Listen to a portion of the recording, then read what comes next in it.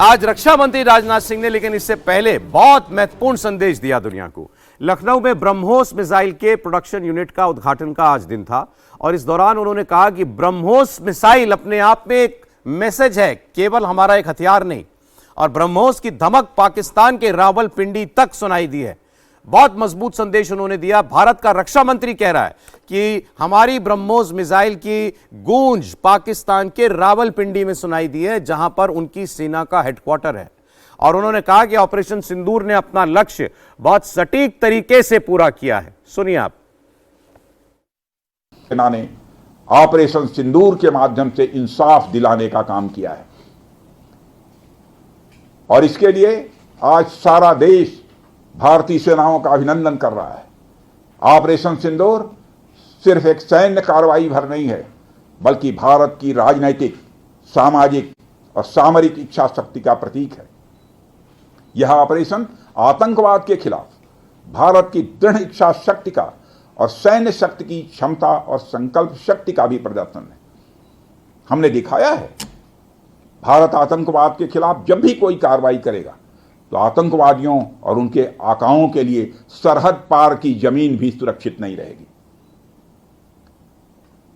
भारतीय सेनाओं ने ऑपरेशन सिंदूर को पाकिस्तान में मौजूद आतंकी ढांचा ढहाने के उद्देश्य से लॉन्च किया था।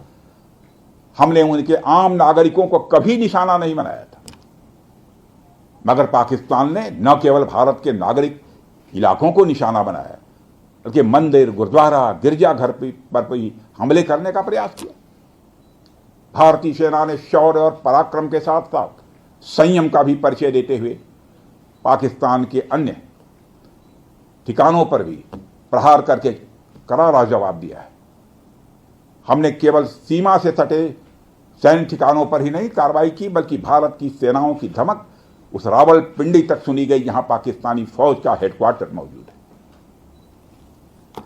मित्रों, भारत में आतंकवादी घटनाएं करने और कराने का क्या अंजाम होता है, यह पूरे विश्व ने उरी की घटना के बाद देखा, जब हमारी सेना ने पाकिस्तान में घुसकर सर्जिकल स्ट्राइक की। पुलवामा के बाद देखा, जब बालाकोट पर एयर स्ट्राइक की गई। और अब पहलगाम की घटना के बाद दुनिया देख रही है कि जब भारत ने पाकिस्तान के भीतर घुसकर मल्टीपल स्ट्राइक्स की हैं। आतंकवाद के खिलाफ जीरो टॉलरेंस की नीति पर चलते हुए हमारे यशस्वी प्रधानमंत्री श्री नरेंद्र मोदी ने स्पष्ट कर दिया है कि यह नया भारत है जो आतंक के खिलाफ सरहद के इस पार और उस पार दोनों तरफ प्रभावी कार्रवाई करेगा। यह हमारे प्रधानमंत्री जी ने स्पष्ट रूप से यह संदेश दे दिया है। देखिए, इस बात को समझना बहुत जरूरी है कि अब भारत क्या कर रहा है। भारत अब इन 4 दिनों के अंदर जो कार्रवाइयां हुई हैं, उसका संदेश, ब्रॉडर मैसेज, हमने क्या अचीव करना था और क्या उसके बाद किया, हमने कैसे किया, अब वो विश्व के सामने रख रहा है, देश के सामने रख रहा है। और पाकिस्तान की जितना भी गलत फर्जी प्रोपेगेंडा था, अब भारत उसकी पोल खोल रहा है। पहला, भारत ने कहा एक्ट ऑफ वॉर होगा अगर कभी आतंकवादी हमला हुआ। दूसरा, भारत ने कहा क्या एक्ट ऑफ वॉर माना जाएगा ये भी हम तय करेंगे, कोई और नहीं। भारत ने यह भी कह दिया कि इसके साथ साथ जो बाकी कार्रवाइयां चल रही हैं वो जारी हैं, जैसे सिंधु जल समझौते को सस्पेंडेड रखना। हम अभी भी उनको पानी छोड़ना, पानी बंद करना, इसकी कोई जानकारी नहीं दे रहे हैं, वो अभी भी अबेयंस में है।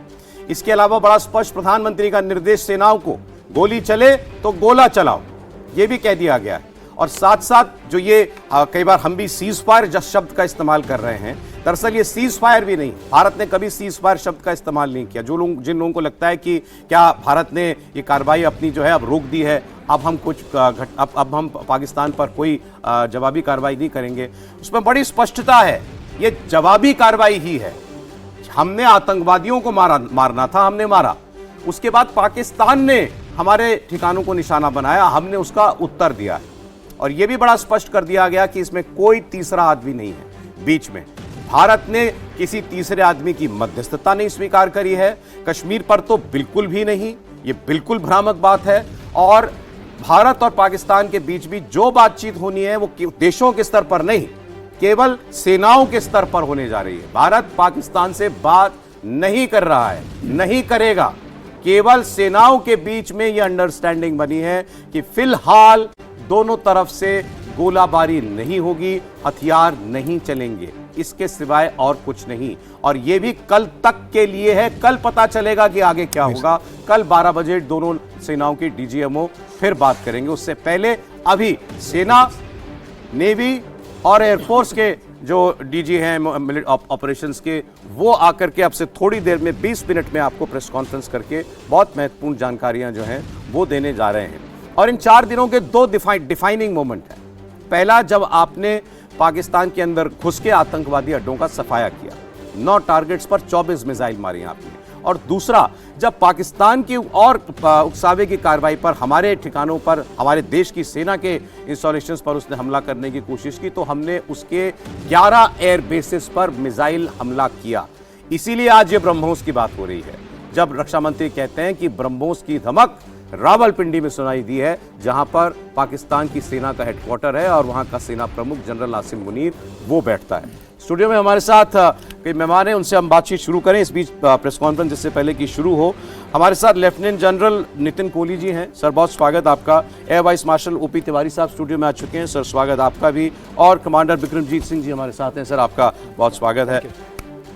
जनरल साहब, अब वक्त है ये क्लैरिटी होने की कि हम इस वक्त पाकिस्तान vis-a-vis पाकिस्तान कहाँ खड़े हुए हैं। हमारी सैन्य कार्रवाई जो है वो फिलहाल केवल अबेयंस में है, जैसे हमने सिंधु जल समझौता अबेयंस में डाला है, केवल एक टेम्पररी रोक है। देखिए, इस ऑपरेशन को शुरू करने से पहले जो एम हमारे थे, चाहे वो पॉलिटिकल एम था या मिलिट्री का एम था या साइकोलॉजिकल एम था, वो तीनों एम हमारे पूरे हुए हैं। मिलिट्री एम, उनके जो आतंकवादी अड्डों को निकालना, मुजफ्फराबाद से लेकर के भावलपुर तक पूरे के पूरे अड्डों को निकाला गया है एक साथ, जो कि वो उम्मीद नहीं कर रहे थे। वो बड़ा सक्सेसफुल काम किया गया। साइकोलॉजिकल एम, अंदर घुस के मारा गया है, जिससे पाकिस्तान की पूरी जनता और आर्मी जो है दहशत में रही। पॉलिटिकल एम जो था हमारा, जैसे चाहे इंडस वाटर ट्रीट को हमने कंट्रोल किया है या उनके ऊपर जो डोमिनेशन करना था, वो एम भी हमारा अचीव हुआ है। इस समय सिर्फ जो गोलाबारी हो रही थी उसको टेम्परेरी रोका गया है। कल जब बातचीत की जाएगी और अगर कोई एग्रीमेंट की तरफ बात बढ़ती है तो वो हमारी टर्म्स फॉर एग्रीमेंट होगा, जो हम चाहते हैं उसके मुताबिक उनको साइन करना पड़ेगा, क्योंकि इस समय हमारा डोमिनेशन है। 11 एयरफील्ड पर जो अटैक किया गया है, जिससे पाकिस्तान हिला है, स्पेशली जो नूर खान में, जो बिल्कुल इस्लामाबाद के पास में है, उनके बड़े स्ट्रेटजिक एसेट्स हैं वहाँ पर, F-16, AWACS, ये सब वहाँ पर पड़े हैं उनके। दूसरा सरगोदा में किराना हिल्स है, जहाँ पे ये खबर आई है कि उनके कुछ न्यूक्लियर स्टोरेज थे, वहाँ पर अटैक होने से वो हिला है, इसलिए उसने सफ़ेद झंडा दिखाया है।